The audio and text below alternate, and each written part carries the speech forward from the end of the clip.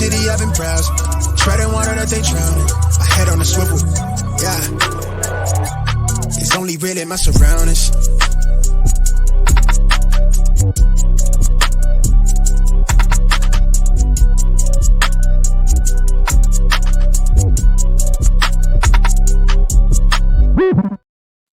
Hello and welcome to another episode of the Smash Accept podcast. I'm your host, Michael Royer. You can find me on Twitter at DynastyDadFF. We are so close. We're into week 2 of the preseason, which means we're only a couple of weeks away from NFL kickoff. Today's show, what we wanted to talk about, a lot of you guys will say, hey, you guys keep talking about Alvin Kamara, Joe Mixon, all these top 10, top 12 running backs. Today, we're going to talk about our Dynasty, running backs from 13 till as far as we can go. Snoog and I, whatever we can get you guys in an hour, we're going to cover them all. Nobody better to talk running backs than with my main man, Snoog, rocking the Todd Gurley jersey today. I mean, we were talking about Breece Hall earlier, so I was trying to think of, who is the next Todd Gurley, and that's Breece Hall. That was my comp for him coming out of Iowa State, so I'm excited. I found this in the closet, and I was like, let's rock it. Don't forget, his career was cut way too short, but he was one of the best in the game at the time. Yep, back-to-back RB1s. I have Breece Hall as my RB1 overall in redraft. People are trashing me everywhere on it. He's my RB1 overall in Dynasty. We're going to talk real quick over the top 12. I'm just going to cover, who my guys are, and then we'll move on. So, I mean, for me, that tier 1 is Breece 1, Bijan 2, Gibbs 3. I think there is a clear-cut division there, but they are all in that same tier. We have tier 2, and we did a show on this with Brock put our tiers in there. Make sure you guys check out at Brock Dynasty. Check out our YouTube page. Make sure you guys are giving him a follow, giving us a subscribe, because that's really how we're trying to, take our podcast to the next level. Tier 2, McCaffrey, Taylor, ETN. Yes, Snoog, I have ETN there in that second tier because he belongs there. We've been. Yes, he does. This is that time of year where you got to look at the Dynasty and redraft, and you got to start moving these guys up. I've moved up my James Connors. I've moved up my, guys that I think are going to smash this year. Tier 3, Devon Achane, Kyron Williams, Saquon Barkley, Josh Jacobs, Jonathan Brooks, and I have moved Kenneth Walker into that tier above Jonathan Brooks for me, because I'm starting to. It's not that I'm down on Jonathan Brooks, but we have to look at it of even if he comes back in a Breece Hall type, off the ACL, then he's going to need 4 or 5 weeks after he gets back to get into form. We might not see Jonathan Brooks in actual running back form until week 12. You know what I mean? And he's just not as good as Kenneth Walker in general. Guys are starting to commit to him as if he is another Breece Hall, and he's not. So I'm not saying he even beat out Roschon Johnson at Texas. He's not Breece Hall. Then we got it's that simple. The next tier is a little bit interesting. We have Rashad White, James Cook, Isaiah Pacheco, Trey Benson, and that's where we want to start the show. You know what I mean? We've talked about James Cook and Rashad White ad nauseum. I think a lot of people, Snoog, are, I had a couple people mention to me that I didn't have James Cook in my top 10 running backs, and that was foolish. And you and I are on the Ray Davis hype train. He's been arguably, if you look at PFF grades, he's been top 5 in the league the entire preseason. He's going to be that touchdown vulture. I just don't see it for James Cook. I am strongly advocating, and I've got the deals done, recently. If you can get a 25 first plus, I got 25 first in Chase Brown the other day. I feel like if I can get Jaylen Wright, Marshawn Lloyd, Zach Charbonnet, Chase Brown, Zach Moss, any of those kind of guys, plus a 25 first, if you're going to get some production, I feel like that is the insulated way to go about James Cook. I am more bullish on Rashad White because the receptions are going to be there. But James Cook, we don't see the receptions, we don't see the touchdowns, then it's sheer volume and yards, and that's tough to bank on. Yeah, I was never a James Cook fan. I think he's just one of those guys that's destined to get replaced by a Quinshon Judkins or an Ollie Gordon next year. I don't think he's an it factor. I don't think he's really good at anything. He's explosive. He's a good pass catcher, but that's really all he's literally like Walmart Jahmyr Gibbs without the offense that you're looking for, right? He doesn't have the quarterback that's going to check it down 65, 70 times a year. He doesn't have the situation offensive line where his offensive line's so good that he can just gash for 6 yards, 5 yards per carry. So James Cook to me, solid player. He's in my top 15, 16, but I have a few guys over him that we're going to talk about shortly, but I think he's just a guy that I'm looking to sell everywhere. Get a second in Joe Mixon, go get a second, 2 seconds Kamara, and give a third with James Cook. Those are the deals I'd be looking to make. Yeah, my brother from another mother, Dustin Royer, said good morning-ish, gentlemen. Same last name, but in the Patreon family. You know, he's someone that subscribed to that. Guys, no better time than right now. $5 a month at, you know, your lowest tier, but you're getting access to us. You're getting all of our redraft content. You're getting all of our dynasty content. And even if you just join for 1 month and say, you know what, I'm going to use these rankings to smash my redraft league, it's well worth it, dude. It's less than a decent cup of coffee. So come on in. 20 cents a day, man. That's what it costs for a month. And it's not a Patreon, right? That's the payment platform. It's Discord. So it's a Discord community. Right. It's like Slack for anybody that don't know what Discord is. There's a bunch of channels and you can go in there and chat in each channel. So it's really cool. So one part of the channel that everybody wants to talk trash on. So I've been big on the Trey Benson trade, you know, and I really have. We love what we saw in college. Week 1 of the preseason, Snoog was atrocious.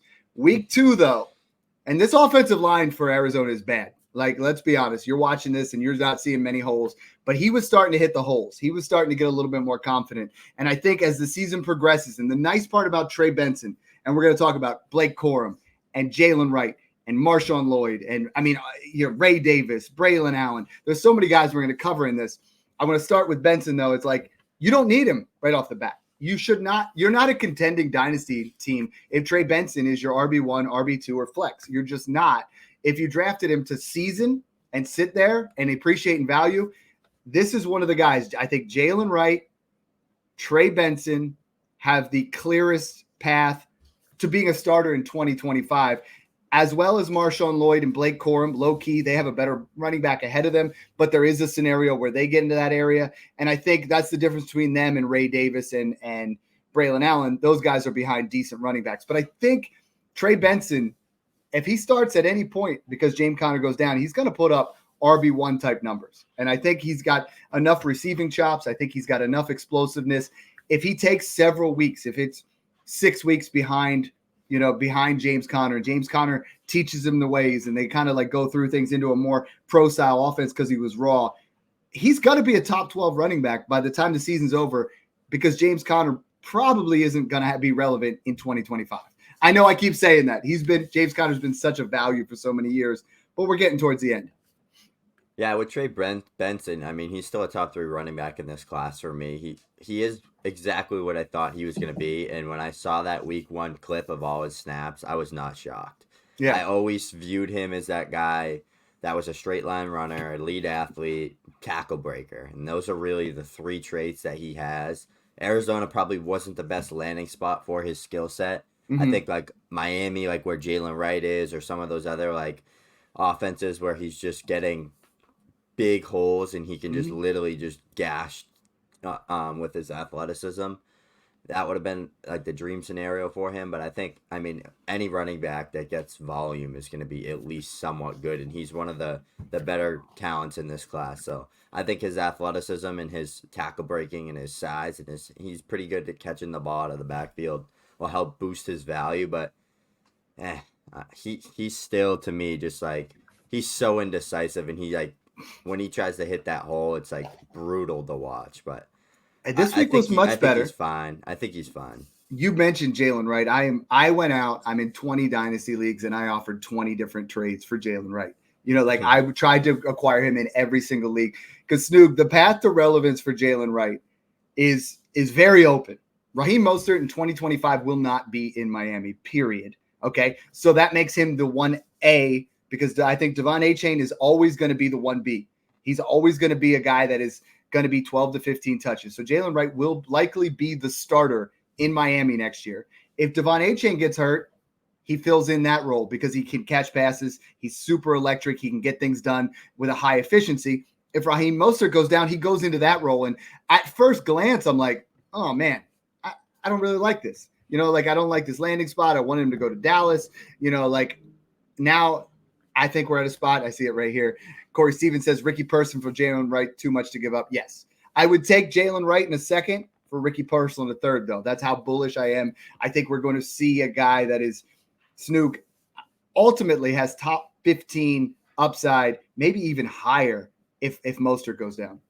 Yeah. Sell Ricky Pearsall, by the way, especially if Ayuk signs long-term and buy Jacob Cowling because he's so much cheaper. But, yeah, I think Jaylen Wright's a guy that – he's another guy like Trey Benson, straight line runner, good tackle breaker, lead athlete, and he got the right situation, right? Like I know he went day 3, which isn't like ideal usually for running backs with their draft capital, but I think it's definitely the Devon A. Chain show. I think he is the clear best running back in that room at all times. Like, I'm so bullish on A-Chain this year, but I think Jaylen Wright will be like that guy. At least like he'll get those first down carries. He'll get those second down carries. He probably won't be much of a pass catcher, but we saw the touchdown upside in this offense with Raheem Mostert. He's honestly literally Raheem Mostert. So like if he can just be Raheem Mostert, he'll be very with good that in fantasy. blazing speed. Now they have 3 running backs who run a sub 4.4. I mean, Mike McDaniels knows what he's doing when he's trying to get into the right situation. Another running back we talk about all the time, Isaiah Pacheco. Isaiah Pacheco is one of my all these guys for me. Is one of my favorites right now and these guys I have all in that late first, early second range. Somewhere in that 112 or 111 to 202 range. I think Isaiah Pacheco is going to put up monster numbers this year. We've seen him improve each and every single year. Now they have an absolutely dynamic offense. He's going to score a ton of touchdowns. I think he scores double-digit touchdowns this year. I think this is the year where he's gone from, RB15 to RB14, and I think this year he cracks the top 12. I think Isaiah Pacheco is not a long-term dynasty buy, though. However, I think there's a real-world scenario where the Chiefs, they've been low-key trusting Isaiah Pacheco. They've been adding like Denarius Prince and, some of these guys late in drafts. I think next year they do add a running back with real competition because Isaiah Pacheco is a running back that I see talent-wise is in that 2 to 3 year, maybe 4 year window because he's not an elite talent, but he's in an elite situation and he's good enough to put up points. Yeah, I definitely have Pacheco over Benson and Cook personally because he's on arguably the best offense in the league. He's the clear-cut guy there. I mean, like Clyde, Denaric Prince, like those guys aren't playing over Pacheco. No. Who are you taking between those two? Because that's where I did my top, guys, we're going to talk about this on the YouTube show, but running backs were drafted in every round, and both Prince and Clyde Edwards-Helaire fall into like the 19th round, and you got to think, man, somebody has an opportunity here, right? Now, I think they're going to like start it out as Clyde Edwards-Helaire as the backup, but Denaric Prince has a really high upside as a PPR back. Does. Yeah, it's just flip a coin, right? And they'll probably go sign. It'll probably be. They'll go get Jerick McKinnon back. You know what I mean? Yeah, that seems to be the right call. That's the type of offense where if there's not a clear guy, it's gross, and you don't really care for any of them. Correct. But Pacheco's that guy, and I have him in a tier slightly above where we're going to talk about next. And this is the area where everybody says, you know what, Dad, Snoog, you guys don't talk about these guys, and now we're going to because I think we got to cover that for you guys because Snoog and I build our rosters where we go and we have the stud wide receivers. We have the stud quarterbacks from the draft, and we kind of skip this tier. We usually go all the way down to Kamara, and we go down to Mixon, and we go down to Connor and all those kind of guys, or we go elite. We don't usually play in the middle, but let's talk about some of those values. I mean, I think Derrick Henry fits that mold of potentially elite ceiling. His price at RB17 is affordable. He's in that 201 to 203 range in Dynasty to acquire. I see a lot of people trading 25 first for Derrick Henry right now, and that scares the piss out of me. Like trying to trade for a guy that, he's 29. I understand. We keep saying he just can't keep doing it, right? Like he can't keep busting out every single year, but he does it because this man is kind of the LeBron James of football, the way he takes care of his body, how much money he puts into his staff to make sure he is ready to go. Derrick Henry will be a top 12 running back as soon as he's healthy. The day he's not healthy, he drops from being worth a late first to a late second. Like he's going to drop drastically. He's going to get the James Conner effect where, he was worth a first, now he's worth a second. And that's where Snoog, I struggle. Like I struggle to pay up for him. I'll do a reduced volatility trade all day where I can get an elite wide receiver and a lesser running back, trade Jonathan Taylor and Keenan Allen for Derrick Henry and Garrett Wilson or something along those lines where you're just trying to get an elite wide receiver. But I'm starting to get scared about Derrick Henry because Alvin Kamara and Joe Mixon, James Conner, and Aaron Jones are just so much cheaper. Yeah, I mean, if you just look at it for like what it is and what we're looking for a guy that's going to get volume in an elite offense with touchdown upside or receiving upside, and he checks 3 of those boxes, right? Like he's playing in the best offense he's ever played in, behind a good offensive line and the best run offense in the league, arguably. And then he's a guy that is coming off 1,100 plus yards, second in the league last year in total rushing yards, and then the year before that, 1,500 yards rushing in 16 games. So we've seen, and that was off that injury he had where he had like 1,000 yards in 8 games 3 years ago now. So he came off that foot injury, put up 1,500 yards in 16 games, and then last year the offense was terrible. The offensive line was horrific. They couldn't move the ball, and Derrick Henry put up 1,100 yards. So I think he's still like a Hall of Fame caliber talent. Oh, 100%. I mean, is investing into a 30-year-old running back risky? Yes. History says that running backs going into their age 30 season are going to have a regress year. Like, they're going to take a step down. But how many of them go to an even better offense than they've ever been in? Like, one of the best offenses in the AFC. He is joining, and they love to run the ball. I mean, we look at a big body running back that was on the team last year, Gus Edwards, 13 touchdowns. I can promise you Derrick Henry, if he stays healthy, can punch in 1-yard touchdowns at a higher rate than Gus Edwards. Oh, 100%. So he has 18 touchdowns. Contender. Yeah. He has 18 touchdown upside, but I am not comfortable paying my 25 first unless there is any chance that, I mean, it's got to make sure it's going to be the 111 or 112. I'm just not doing it. What I've been telling people is week 8, if you're already in position and you lose a guy, hold on to that first, then buy Derrick Henry. Because if he's still healthy, then you get him down the stretch run. And people always say, well, you know what, Dad, like, I want him for the whole year so I get the playoffs. You know what? If you're buying Derrick Henry to get in the playoffs, you don't deserve Derrick Henry. Like, that's not the time to buy him. You're not buying because of that. Let's shoot some trades here. I want to talk. I mean, because I pull up Dynasty Data Lab. Make sure you guys go over there. That's awesome work. Bucky Irvin in a 25 first or Derrick Henry? See, I got to take Bucky there. Yeah, I'd take Bucky. I don't think Bucky's anything, though. Derrick Henry or Trey Benson in a 25 second? I can't do it. Benson, and then I'd flip Benson for Kamara or Mixon. Like, that's now this I can do. Derrick Henry in a second for Brian Robinson in a first. I'll take that. That's insulated. That's perfectly fine. You know what I mean? I have no issues there. I see Derrick Henry for 2.25 seconds in a full PPR. I'm fine with that. I think that's really good. I think that's decent value.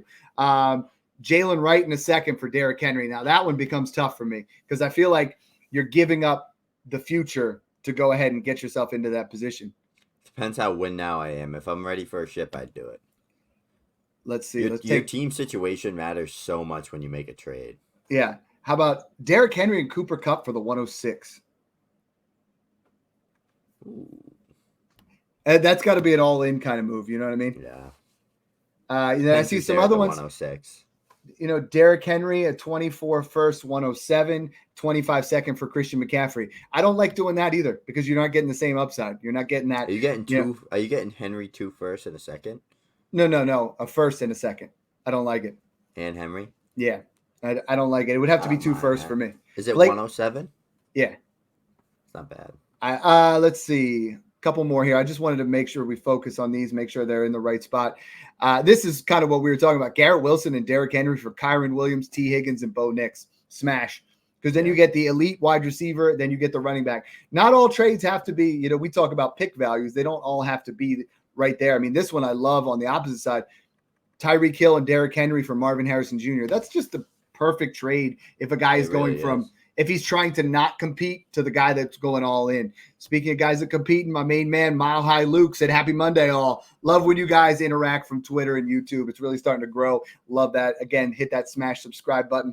Snoog, I have moved 2 other guys into this area. My next 3 guys are Najee Harris, Ramondre Stevenson, and Tyjae Spears. I feel like the 3 of these guys are grossly undervalued. Because Najee Harris now, let's be honest, you look at what he was able to do last year. Over the final 7 games, he was a top 10 running back. Jaylen Warren now gets the dreaded hamstring injury. The hamstring injury is going to at least be 2 to 3 weeks. It could be 4 to 6 weeks. The risk of re-injuring on hamstrings, as we saw with Cooper Kupp last year, is very high. I'm worried about Jaylen Warren, so I moved him down a couple of spots, and I moved Najee Harris up because Najee is going to get that volume.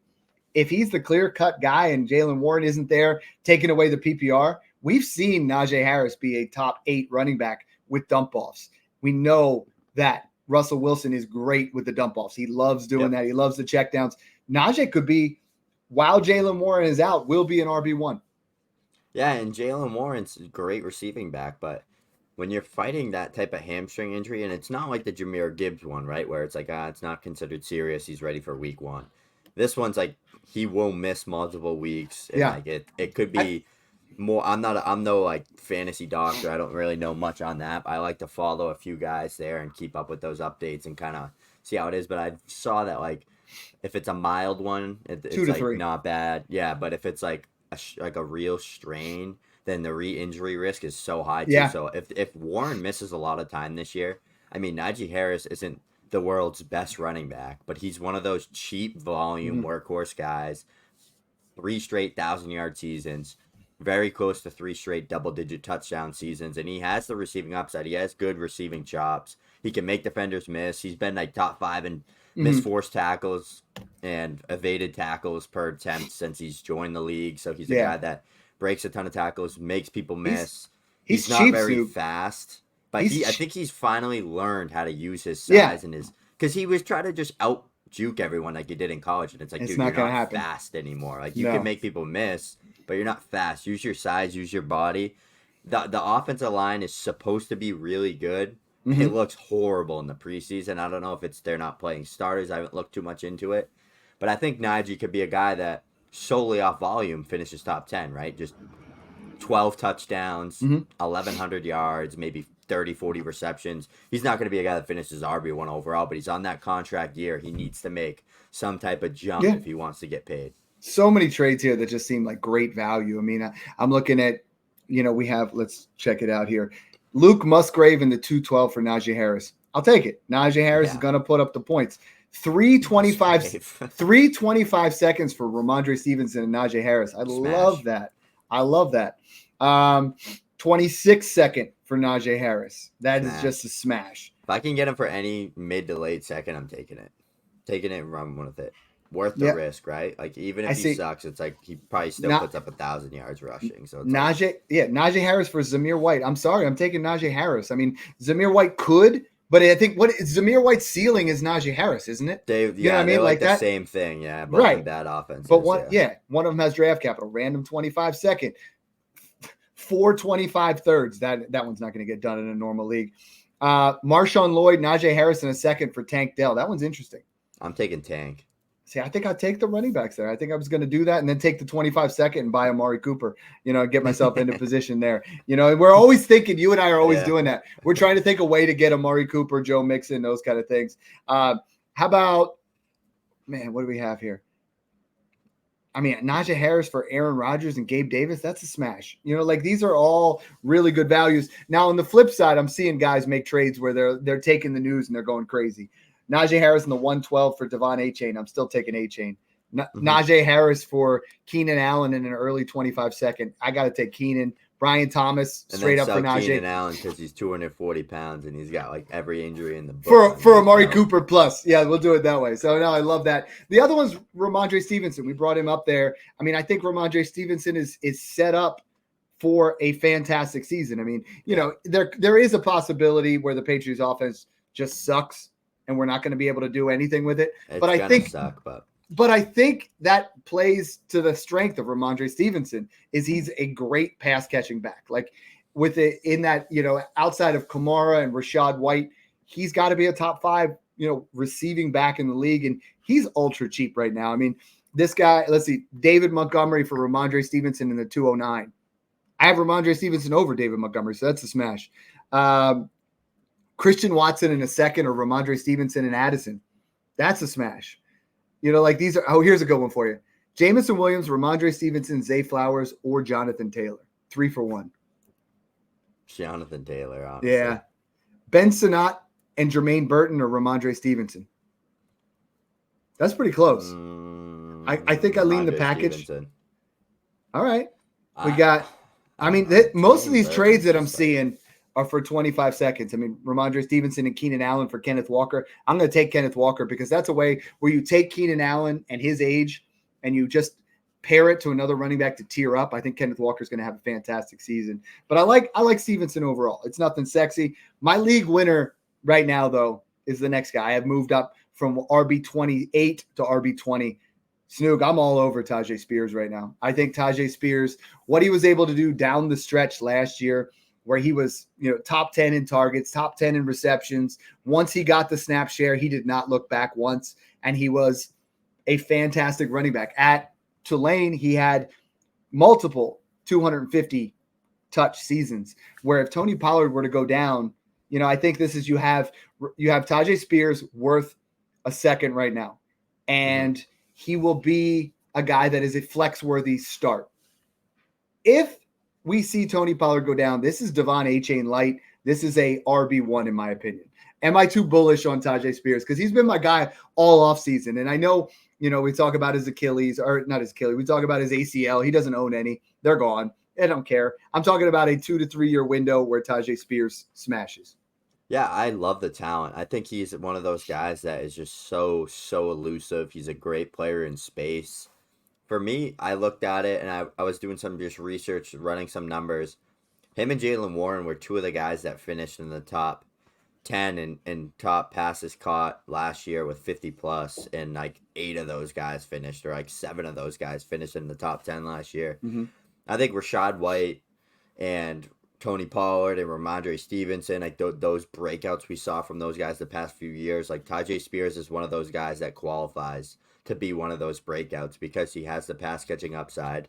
He has the running back that's ahead of him, but he could be better than him. I think he is. And I honestly think at this point in their career, Tyjae's the juicier. Like, he has more juice than Tony Pollard does. Yeah, he's the perfect guy in Dynasty to draft as your RB2. I just think the receiving upside can just 50, 60 passes is just so many points, especially if they're doing something with those catches. That just it's like the rushing for the quarterbacks, right? Like, it's such added value, and then if they're getting stuff in the ground game as well, it's just plus. So I think Tyjae is definitely him. Warren, a guy we'll talk about in a little bit, like Blake Corum, or guys that I think could just be booms. That was my post in June. I said, if you go hero RB or zero RB, you get Tyjae Spears, Jaylen Warren, Blake Corum, Trey Benson. That was my post. But it was like, you look at him, he was top 10 in targets, top 10 in yak per touch, 12th in breakaway percentage, top 12 in efficiency in fantasy points per touch. I mean, like, dude, the writing's on the wall. He is going to be Devon A-Chain light, and he's going to put up huge numbers for you.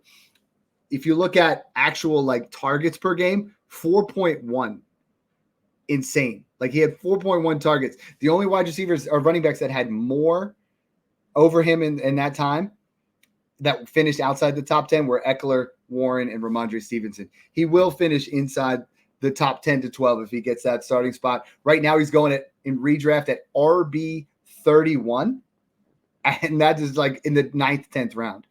Yeah. So we got Blake Karstensen says we need the jersey aura like Snoog, but I guess the dad polo is fitting. Yo, I can rock that. Yo, that's a, I got to flex it up a little bit, but no, I mean, it's just Jalen Hurts is the only jersey for me. I can't wear it every show. You know what I mean? I can't show up Snoog's aura with his jersey. I love that. I love when you guys are watching along. Vintage girly, baby. What's that?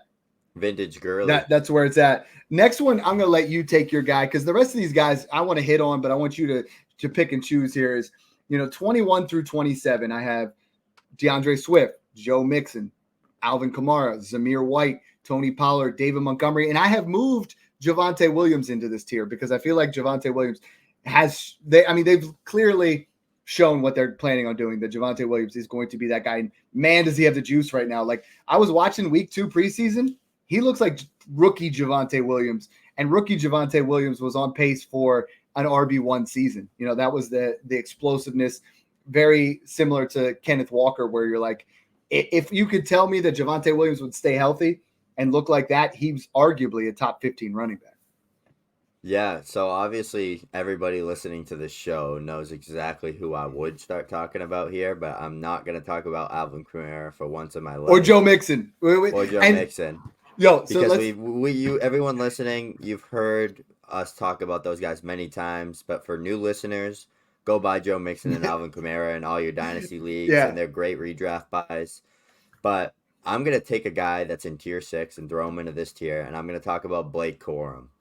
And the reason is, top 3 running back in this rookie class. He's probably looking like my RB2 in this rookie class right now. He was my RB1 before all the crap with Jonathan Brooks getting the draft capital and stuff. But I think he was the most pro-ready. He's the most fundamentally sound running back in this class, and he landed with Sean McVay, who has no loyalty to his running backs. It's whoever's healthy, whoever's producing the best, and whoever gives the team a winning advantage. And I think, yes, Kyron's great, but Kyron has shown that he cannot maintain that type of workload. He's always been an injured guy his whole career. He's a smaller back. Blake Corum's literally the bigger, faster, stronger version of Kyron Williams. Is he better than him in the NFL? I don't know. Kyron was an RB1 last year. That's where it kind of weighs itself out, right? Like, I'm not going to just completely fade Kyron because of Blake, but I'm going to be super high on Blake with the upside he has to be what Kyron was. Because if Kyron goes down with injury, Blake's that clear-cut guy there. But I also think it's like Tyjae Spears last year with Derrick Henry, right? Like, he's still going to be a guy that's involved, flashes, and gains value headed into next year. And I know the issue with Blake Corum is the age, but I don't really care. Like, most running backs that aren't Jahmyr Gibbs, Bijan Robinson, Breece Hall are good for maybe 3 to 4 years, and then they're nothing. That's like the landscape that we're looking at right now. But I think just seeing all the signs, McVay thinks he's a very smart player, way ahead of the curve. He's making great plays in practice. He's like a student of the game. He's making plays. Like, he literally isn't playing in the preseason for a reason. Like, they view him as some sort of asset and serious player for their roster to help them win, where they don't even want to risk playing him. So I don't know if it's they don't trust Kyron's workload and injury history to play Blake and then risk Blake getting hurt, or if it's something with just Blake's going to be involved. Maybe it's like 65-35, 60-40, Kyron Blake split. I don't know what it's going to be, but get Blake Corum. Like, I think he's undervalued right now. He's going with guys that don't have the same upside, aren't in as good of an offense. Like, if he gets the starting role, he's going to produce top 10 running back numbers. It's just that simple. So I'm buying Blake Corum everywhere I can. I have some shares already. I mean, if you hear Blake Corum and you've been following me on Twitter, you know that I've been very big on him for a while now. So let's talk some Corum trades then. Let's do it. Zamir White or Blake Corum? Blake Corum. Depends though. If I'm contending and like I need that back, I'm taking Zamir. But like anything else, like if I'm not a serious contender and I just don't need running backs, that's a move I would make. Let's see. Some of these are pretty interesting. Javonte Williams and Sam Darnold or Blake Corum in a second?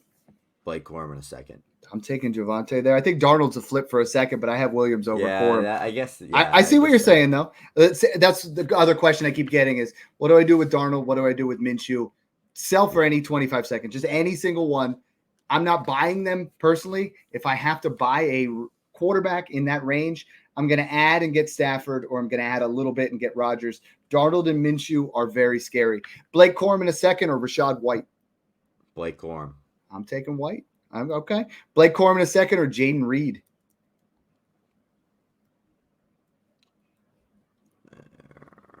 That one's definitely somewhat close. I'd probably still go with Blake, though. Will Levis in a 6-point passing touchdown. Blake Corum in a second. It's Will Levis. Don't even. Like, Will Levis sucks, though. Dude, Will Levis is going to be worth considerably more. Last one. Blake Corum and a 25-second or Joe Mixon? Corum in a second. Yeah, I think so. That's and then you what do you do? Then you take that second and you flip it and you go to the Kamara owner. Yeah, that's what I'm talking about. Zamir White is an interesting one. So yeah. I think I'm going to start pulling up some trades on Zamir White. I think you look at what he was able to do. He was a top 15 running back each of the final 4 weeks. He's they have Dylan Loud. They have Alexander Madison. Nothing super exciting. They interestingly enough kept him on the field for the Hall of Fame game for like into the third quarter and things like that. I mean, I think, or not for the Hall of Fame game, for the first preseason. So I think Zamir White has some upside, but I don't think he has the upside that people want him to have. I'm seeing some people have him in their top 12 for redraft. I'm seeing some trades here, Snoog, Zamir White and Cortland Sutton for Ladd McConkey. Like, please don't do that. Giving up, what do we have here? Kyler Murray for Zamir White in the 25 first because the guy said he was RB needy. Please don't do that. I see 1, 2, 3, 4, 5, 6 trades in the last 24 hours giving up a 24 or 25 or 26 first straight up for Zamir White. I'm sorry, I can't do it. The draft capital is not there. Like, he's a fine player. He's an all right RB2. Is he going to have a couple RB1 weeks that are touchdown dependent? Maybe. Dylan Laub is a nice PPR, third down kind of guy, but this Raiders offense doesn't have much that excites me. So I can't see investing at first in any way, shape, or form for Zamir White. Yeah. Yeah, I mean, he's just one of those guys. He's just that 2-down grinder. He's probably going to be like, his ceiling's like 1,000 yards, 10 touchdowns. Like, he's not going to be a 1,500-yard guy, 20 touchdown guy. Like, the offense isn't great. This whole tier is that, right, Dad? Like, if you look at let's pick your poison. That's what's great about Dynasty, right? There's like 3 guys on good to elite offenses. It's David Montgomery, Joe Mixon, DeAndre Swift, and Derrick Henry. So 4 that are on good to elite offenses. Yeah. Tyjae Spears, Ramondre Stevenson, Najee Harris, Javonte Williams, Tony Pollard, Zamir White, Alvin Kamara. They're all on bad offenses. And the only difference between Kamara and those other guys is the pass catching upside. Yeah.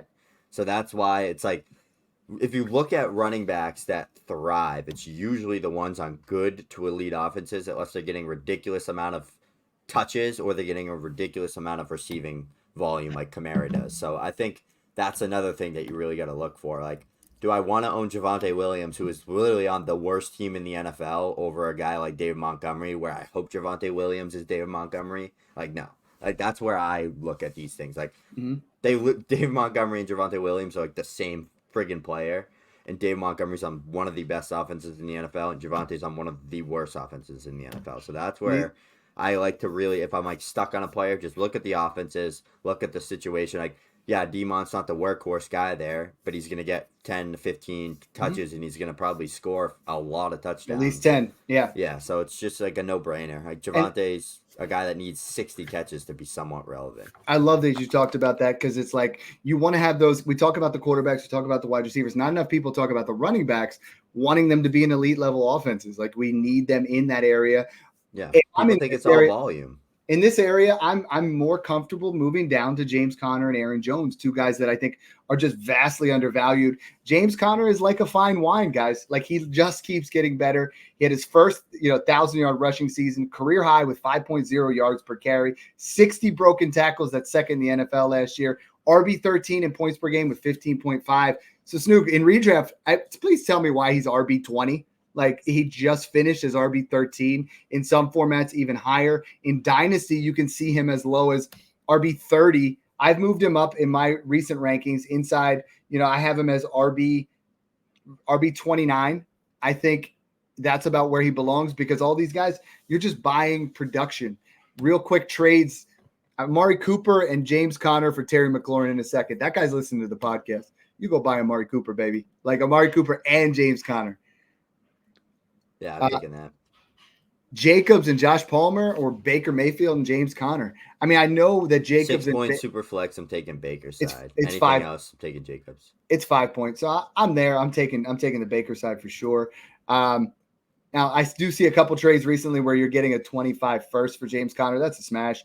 Even if you get like Conner in a third, you're still taking that first. I'm taking Charbonnet in a third. I would think it's really dependent. If I'm not competing. I think Charbonnet is literally valueless. Like, he's literally, if Kenneth Walker goes down, he's worth something. He's got himself. He's nothing. Well, there are insurance running backs that are guys like we talk about where, I put out my top 32, where you look at like a Tyjae Spears type, or you look at a guy like that. Then you have your Zach Charbonnets, who I feel like fall in that same area as like Ty Chandler, right? Like, they're not going to get a ton of usage, but then when they get an opportunity, they're going to perform. He's literally like a Brian Robinson, like a Zamir White. He's like a 2-down grinder, and Brian Robinson, I think, is going to get some play this year for sure. But I mean, how about James Conner or Amari Cooper in half PPR? Amari, yeah, for sure. We got James Conner straight up for Sam Darnold. That's one where if Sam Darnold's sitting on your bench as your quarterback 4, I'm fine with that. Here's one that this guy's after my heart. James Conner at 25 first for James Cook. I just smashed that 100 times out of 100. Yep. James Conner at 26 second for a 25 first. That's close. Very dependent. First, but yeah. I don't want to buy James Conner with a first, but I don't mind paying a second plus. I hope that makes sense to everybody, because it's like, hold on to those 25 and 26 first until you truly need them. The seconds right now, I'm like, okay, I will add a second to, one of these guys that I think is a roster clogger, and I'll move up to James Conner. Like there's a lot of guys, people just tend to hold on to running backs, right? There's this whole area here where it's like, for me, it's Devin Singletary, Chuba Hubbard, Elijah Mitchell, Dameon Pierce, Khalil Herbert. Go ahead and tear up off these guys. Move yourself into the right direction. Couple other running backs we definitely got to talk about here. Aaron Jones. Aaron Jones, honestly, if you look at him, he's been a PPR machine. 3.24 receptions per game over the last 5 years. He's had 49, 47, 52, 59, would have been 46 last year.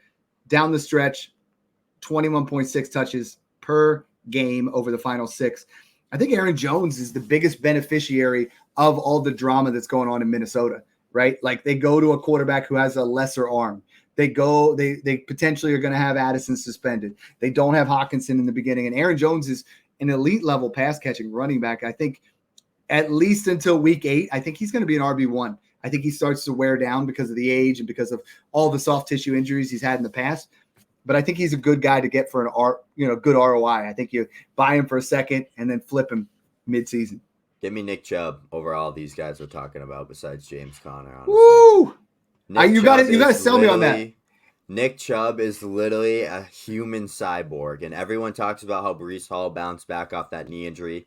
Nick Chubb is literally like Breece Hall on steroids. Like, look at dude was squatting like 700 pounds fresh off that knee injury already this past offseason. ACL doesn't have to do with squats. It's about cuts, man. I think he is just one of those guys that is so unreal and such a freak athlete that, like, if there's someone bouncing back from an injury like that, I think it's Nick Chubb. And I think the upside is way higher than all these guys. Like, he's way higher than Brian Robinson, higher than Marshawn Lloyd, Aaron Jones, Jaylen Wright, like all the Kendre Miller. This Zach is the first Charbonnet. We've massively disagreed because I the difference being they're both elite level athletes. He's probably Breece Hall's 22. He's one of the best pure rushers. He's the second best pure rusher in the NFL besides Derrick Henry. 22. Nick Chubb's 27. I'm old. I'm 43. I know what an injury is. The older you get, the harder it takes to recover from injury. We're talking about guys that are 30. You're making fun of me. You know what I mean? But I'm saying Breece Hall is just Jones 30. Yeah, James Conner 30. But they're not Nick coming Chubb's young compared to those guys. They're not coming off massive injuries though. That's the worry. There is the injury that he came off of, and I'm with you. I was buying Nick Chubb everywhere last year, and the way I look at the market is, you know what? I'm going to buy Nick Chubb when he's down. Now he's starting to go back up. Like now people are believing that nothing's going to happen. I don't think he plays till week 6 or 8. I don't know.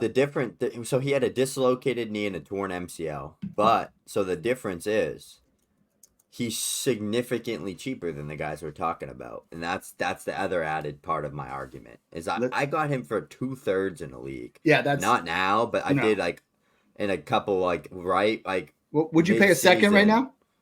I would. Okay. If I could project it mid to late, I would. It's worth the risk. If he comes back and looks great, he gains value. Because it's just like everyone loves Nick Chubb. He's so good. He's so talented as a runner. And he's on that offense with one of the best offensive lines in football.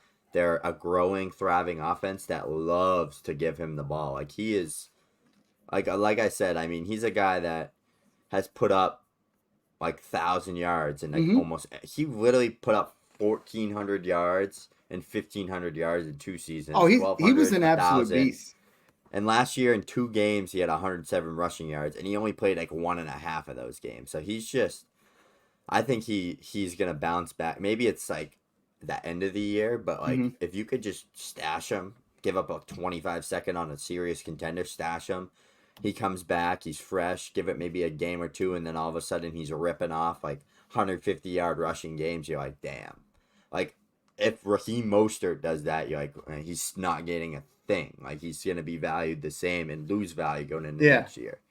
Nick Chubb is just a freak. He's older than I thought. He's 28. He turns 29 by the time we get to December. I think he bounces back there towards the end of the year, and he's definitely going to give you a little bit of value. And if you're not contending, because he's probably going to start on the PUP list. You know what I mean? If you're not contending, he's a perfect guy in your scenario there to say, you know what? You're contending. I'm not. Here's James Conner in a third for Nick Chubb in a second. And then by the end of the year, we both win, right? You get the production from Conner. The way I look and there at we go it that is way. It's like the way I look at it, it's like he's probably going to be good for as long as Brian Robinson's good, right? Like they're probably going to have the same career length left in their career. So it's So like, many of these guys, it's not even yeah, 2 to 3. just It's not even 2 to 3 year windows anymore, right? These are like guys that are like, we're just renting them. my favorite guys in this tier 7 is probably I'd go Marshawn Lloyd, Jaylen Wright, Kendra Miller. Now, Kendra Miller's really one like that people that. are sour Austin on. Eckler value is crazy, Yeah. though, too. There, Austin Eckler is all the way down. He's one of the best pass catchers in the league. He's going to have a very good role in this offense, and he's just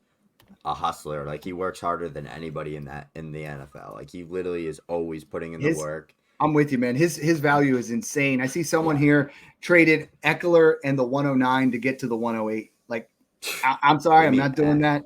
You know, like some of these trades in here are just nuts. I mean, you're getting, let's see, some of these just Austin Eckler for 225 thirds. I mean, like you're going to get production there. Jahan Dotson and Eckler for Jaylen Warren, I think is pretty fair. Jahan Dotson at this point is a guy that you're just using to tier up somewhere. You know, you're just trying to move yourself up. But I mean, he's going to get all the screen work. He's going to get all the passing work. He's going to be the third down guy. They're running a no huddle, fast paced offense. It's going to be Austin Eckler. I mean, yes, Brian Robinson's going to be a 1 and 2 down grinder. He'll probably get some red zone work too, but the valuable work in a bad offense is the receiving volume. Like Brian Robinson isn't scoring 15 touchdowns with the Commanders. Like he might score 8, but he's not scoring 15 where it's going to put him as an RB1. So that's like, people don't get that. Like, yeah, he's the younger running back. He's probably fresher at this point in their careers, but Eckler's like that PPR machine style running back. That's that he's smart. He knows where to be at the right time. He's one of those guys that's just been one of the best in the league for a while now. So I think he's just the better value, and he's much cheaper than Brian Robinson is. If you got a 25 third, an early 25 third, you got it from a trade, you know, you're a contender. Would you buy Jerome Ford, Gus Edwards, Devin Singletary, or Ezekiel Elliott? I was going to put Zach Moss in there, but I feel like that's cheating because I would take Moss. But out of those guys, who would it be? Because you feel like Ford, you're going to get 8 starts until Chubb's there. I think Zeke. I think Rico's going to take over. I'm with you. I think I'm taking Gus because I think Devin's going to give you just low key, just borderline flex RB 25 to 28 weekly. You know what I mean? I think Gus is going to still punch it in. Gus Edwards remains to be one of the cheapest guys. If you threw Raheem Mostert in this list, I would take him because he's still going to put up RB1, RB2 numbers, and he's just beyond cheap. You know, I think that's the guy that I'm throwing out. Last guy I want to talk about, since you said Gus, is J.K. Dobbins. Everybody's like, Dad, you're way too low on J.K. Dobbins. You just can't have J.K. Dobbins where you have him. You got to be drafting J.K. Dobbins. I love J.K. Dobbins, but I don't want to invest in him at all. It's got to be cheap. He has so much more upside than Gus, but like, how much value can he gain? Say he comes out and throws up 1,000 yards and 10 touchdowns, right? Like, are people really going to start investing into him like crazy because of that? Even though everyone knows he has the torn ACL, the torn Achilles, and like at this point, it's like he's one of those guys that you grab him cheap, you hope he produces to help you win, and then it's like then you capitalize on the value. Because going into age 27, 28, everyone's like, he's torn his ACL, he's torn his Achilles, he has hamstring injuries. It's just a no bueno for him. Didn't he tear his hamstring too? Pretty sure he tore his ACL and hamstring and MCL. Everything's and Achilles. It's roasted. Yeah, hey, we got a question here from Mariners Wired. He says, strategy picks for 11, 32, 33, 40, 41, 50. All right, that's what we do in the Patreon. But I've been putting it out there. Yeah, what I've been putting out there is, you know, if I'm from that 11 spot, I'm looking at Saquon and Garrett. Then I move into that, you know, it looks like this is obviously one where 32, 33, I'm kind of looking myself into trying to get, if I took a wide receiver there, I'm taking Jacobs and White at 32, 33, or Kamara. If I took a running back early, I'm taking Waddle and Kupp in that 32, is it dynasty 33. Or redraft? That's redraft. And the reason that I'm saying this is because Gibbs.